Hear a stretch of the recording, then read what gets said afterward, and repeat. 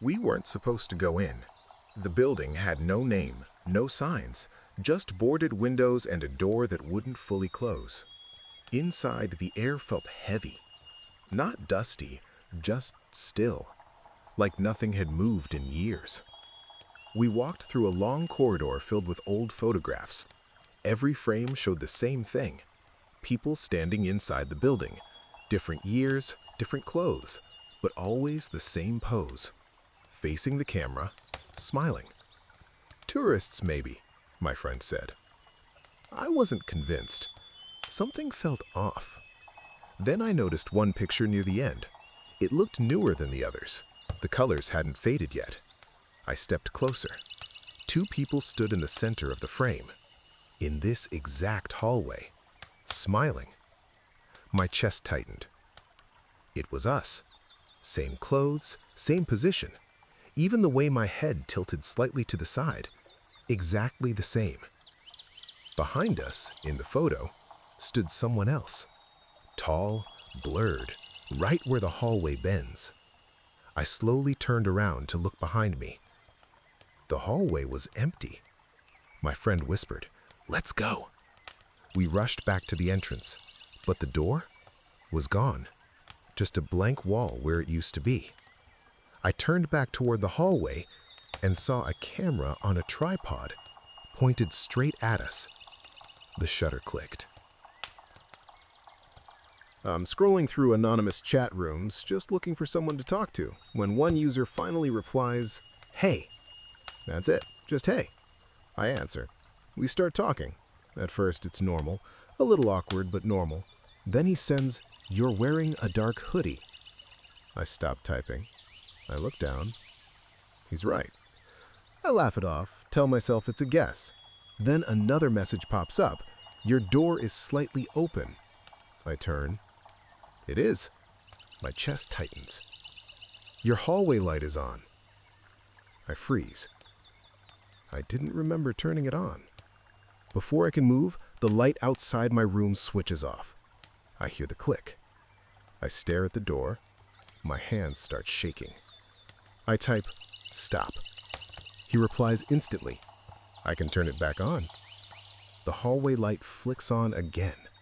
Now I can't breathe. Another message. "Your parents are in the living room." I run out, heart pounding. They're there, watching TV like nothing's wrong. I slowly back away. My phone vibrates. I can make them disappear. I whisper, "No." The TV cuts to static. I rush in. They're gone. Just gone. No sound, no movement, nothing. I stumble back to my room, panic flooding in. My screen lights up. I can make you disappear too. I can't move. As I read the message, a voice behind me whispers the exact same words. I went hiking alone, deeper into the forest than I ever had before. No signal, no people, just trees and silence. After a while, I noticed something strange. Every few minutes, I'd pass the same broken tree, split right down the middle. At first, I thought I was imagining it, so I marked the ground with a stick and kept walking. 10 minutes later, I saw the mark again. Same spot, same tree. My stomach dropped. I turned around immediately and started walking back the way I came, faster this time. But the forest didn't change. Same trees, same silence. Then I saw something new, another mark right next to mine. But this one wasn't made with a stick. It was deeper, messier, like something had been dragged through the dirt. I followed it, slowly, carefully. It led behind the broken tree, and that's when I saw it. A clearing with dozens of marks, all in circles, all leading back to the same spot. In the center was a backpack, my backpack, the one I was still wearing. Then I heard footsteps behind me and a voice exactly like mine. "Now you know the way." I hear it again, that crying. Every night, the same sound. Somewhere in the cemetery, like someone buried alive.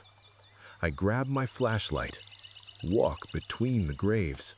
The sound shifts, left, then right, like it's moving away from me. Every time I get close, it changes direction. I tell myself it's just the wind or animals. It has to be. But tonight, it doesn't move. It stays right ahead of me. I slow down. My steps feel heavy. The crying is louder now, desperate, broken. I reach the grave. My hand shakes as I lift the light. The name on the stone. I stop breathing. It's mine. The crying stops, and something beneath me knocks once. I wasn't supposed to be in that part of the hospital. My shift had ended, but I took the wrong elevator. It stopped on a floor that wasn't listed. The doors opened anyway. No lights, just a faint glow at the end of the corridor. I stepped out before I could think. The elevator closed behind me without a sound. The hallway felt wrong, too quiet. No machines, no voices, just rows of patient rooms with the doors slightly open. I walked past one and glanced inside. The bed was occupied, but the person lying there had their face covered. Not with a blanket, with something smooth, like plastic. I kept moving. Every room was the same. Beds filled, faces hidden. Then I noticed something else. Each door had a name printed on it. I stopped at one, read it. My name. A cold feeling spread through my chest. Slowly, I pushed the door open. The room was empty. Just a bed, and a monitor beside it, still running. I turned to leave, and froze. Footsteps behind me. A voice, calm and tired. You're not supposed to see your room before we move you. I installed a camera in my bedroom after I kept waking up tired, like I hadn't slept at all. The first night, nothing happened. The second night, I checked the footage. At 3:12 a.m., I suddenly sat up in bed, but I don't remember waking up. In the video, I just sat there, staring at the wall, not moving, not blinking, for 2 full hours. Then, slowly, I smiled, a wide, unnatural smile, and climbed out of bed. I watched myself walk out of the room. A few seconds later, I walked back in, but something felt wrong. The way I moved wasn't right.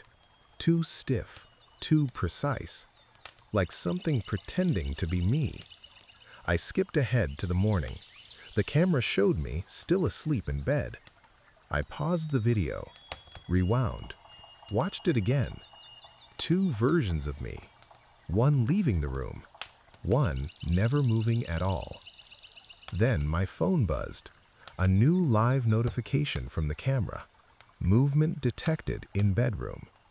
I slowly looked up from the screen and realized I'm not in my room anymore. I started taking the night train every evening after work. Same wagon, same seat, same people. There was one man I kept noticing. He always sat across from me, just watching, never blinking, never looking away. At first, I thought it was coincidence, but then I realized he was there every night. Always the same clothes, always the same expression. So one evening, I decided to move. Different wagon, different seat. For the first time, I felt relieved, until the train entered a tunnel. The lights flickered. For a second, everything went dark. When the lights came back on, he was sitting right in front of me again, closer this time, smiling. No one else seemed to notice. My heart started racing. At the next stop, I rushed out of the train. The doors closed behind me. As the train pulled away, I saw him through the window, still smiling, still staring. Then I felt a hand on my shoulder. A voice behind me whispered, "Why did you get off early?" I woke up in a prison. No guards, no voices, just silence. Every cell door was open, unlocked, like everyone had just left. I walked down the corridor calling out. Nothing answered, not even an echo. That's when I noticed something strange. Every cell was empty except one, at the very end. The door was closed. I stepped closer, slowly, carefully. There was a small window in the door. I looked inside. Dark, at first. Then my eyes adjusted, and I saw someone sitting on the bed, head down, not moving. Relief hit me. "Hey!" I called. No response. I knocked. Still nothing. So I pushed the door open. It creaked slightly. The person inside didn't react. I took a step in, then another. Something felt wrong. Too still, too quiet. I got closer, and that's when I saw the face. It was me, bruised, covered in blood, eyes closed, not breathing. My chest tightened, and suddenly I remembered. The road, the headlights, the impact. I slowly turned around, and every cell door was closed now. I live in a small village deep in the forest, far from everything, just trees and a few houses. Every night, the same thing happens.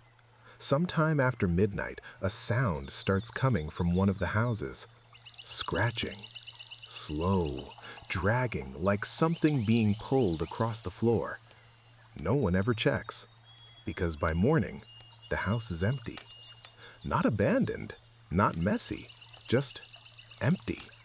Furniture gone, clothes gone, like nobody ever lived there. I tried asking the others about it. They just looked at me, confused. They said that house had always been empty, but it keeps happening. Every night, another house, another sound, another person gone. And somehow, I'm the only one who remembers them. Today I walked through the village again, counting the houses. Only one left now, mine. I looked for my medication this morning, but I don't think I took it, because now I'm standing inside my house, and I can hear it, scratching, dragging, getting closer. And I can't remember if I ever lived here at all. "Dad, there's something under my bed." He says it every night. I always tell him it's nothing, just his imagination. I sit on the edge of his bed, pat his head, tell him he's safe. Eventually, he falls asleep, and I leave. But tonight, it sounds different. "Dad, please, it's here." There's something in his voice, something urgent. I sigh. "All right, I'll check." I kneel down slowly. I lower my head and look under the bed. My breath stops. He's there, my son, curled up in the corner. He grabs my arm and whispers, "Dad, don't look at the bed." My heart drops because I hear it. The blanket above me shifts, and something on the bed breathes. I hear footsteps in the water next to me. Same rhythm as mine. Same pace. I stop. They stop too. I look out at the shoreline. There's nothing there. Just shallow waves moving in and out. I take a step back. The footsteps follow. Perfectly. I force a laugh. Tell myself it's just the water. But then I notice it. The timing. The sound comes first. Then my foot moves. I try to stop, but my body doesn't listen. My leg lifts after the sound, not before. My chest tightens. I'm not controlling it. I'm following it. The footsteps shift, moving away from the shore, into the water. And my body turns with them. I try to resist, but I can't. I start walking forward, straight into the sea. It's too quiet. Not normal quiet, just wrong. No engines, no chatter, nothing. I look up. Everyone is sitting perfectly still. Same posture, same forward stare. No one blinks. I frown. Hello? No response. I stand up, heart starting to pound. I walk down the aisle. No movement. No breathing sounds. Just silence. I reach the cabin crew. They're the same. Standing there, frozen, smiling, but not really. Their eyes don't move. My chest tightens. I look ahead. The cockpit door is open. I shouldn't go in, but I do. Step by step. My footsteps sound too loud. I enter. The pilots aren't moving either. Hands on controls, eyes forward, dead still. Then I see the screen, flight destination. I lean closer, trying to read it. And then I understand. Return. A second line appears beneath it. To where you came from. My stomach drops, because I don't remember where that is. And then, the plane starts descending. I was at a friend's house when he told us about a game. He said it only works in the dark.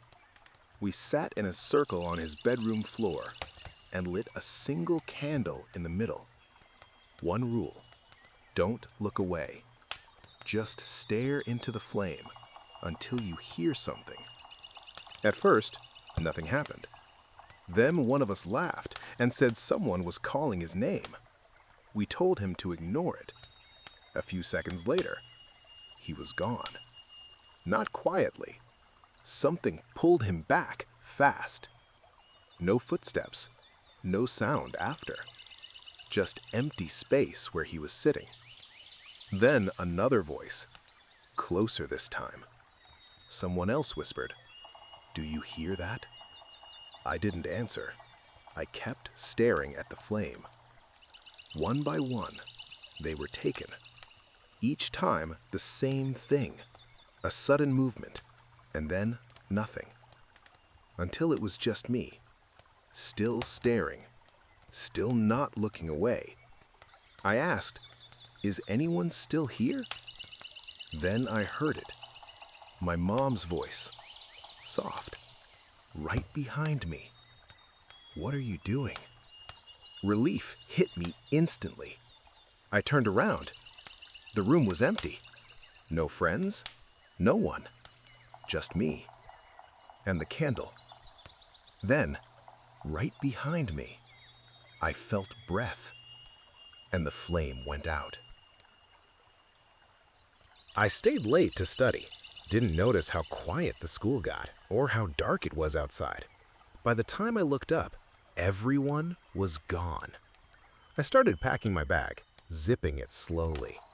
That's when the speaker crackled, a familiar voice. "Attention all students."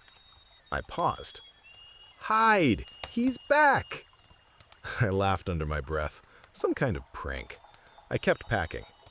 Then, a door slammed somewhere down the hallway, loud. Another one, closer. Then another, each one getting nearer. My hands stopped moving. Footsteps, heavy, unnatural. I dropped to the floor and crawled behind a desk, holding my breath. The hallway goes silent, right outside my door. The handle jerks, the door slams open. I don't move. I don't breathe. Slow footsteps enter the room. I risk a glance, and my stomach drops. It's him, my old teacher, the one who disappeared years ago, standing there like he never left. Except his eyes don't look at anything. They just search. For weeks, I've had the same dream. I'm lying in bed, unable to move, just watching. Across the room, I can see myself, asleep, peaceful, breathing slowly under the blanket. At first, it felt strange. Then it became normal. Every night, the same image. Me watching myself sleep. Until one night, it changed. I couldn't fall asleep. I just lay there, eyes closed, waiting. Minutes passed, maybe longer. Then I heard it. The door opening, very slowly. My chest tightened. I told myself not to move, not to look. Footsteps crossed the room, soft, careful, stopping right beside the bed. I could feel someone standing there, watching me. Every instinct screamed to open my eyes, but I didn't, because suddenly I understood something. In every dream, I was never the one in the bed, and the moment that thought hit me, the breathing next to me stopped. I was just flipping through TV channels, not really watching anything, just killing time. One channel after another, static, news, ads, reality shows. Then I stop, because one channel feels off. It's showing a living room, my living room. I pause. On screen, I see myself as a kid, sitting on the floor, playing with toys I don't even remember anymore. I drop the remote. The footage keeps going. Me as a teenager, me at school, me arguing with my parents. All scenes I lived, but I'm watching them like a show. I whisper, "What is this?" Then the words appear on screen. Grand finale. The camera pulls back. Now I'm watching my own apartment from outside. The same building, my windows, my light on. The camera slowly moves toward my front door, closer and closer. My heartbeat speeds up, and then I hear it. Someone unlocking the door. The knob turns, and the door starts opening.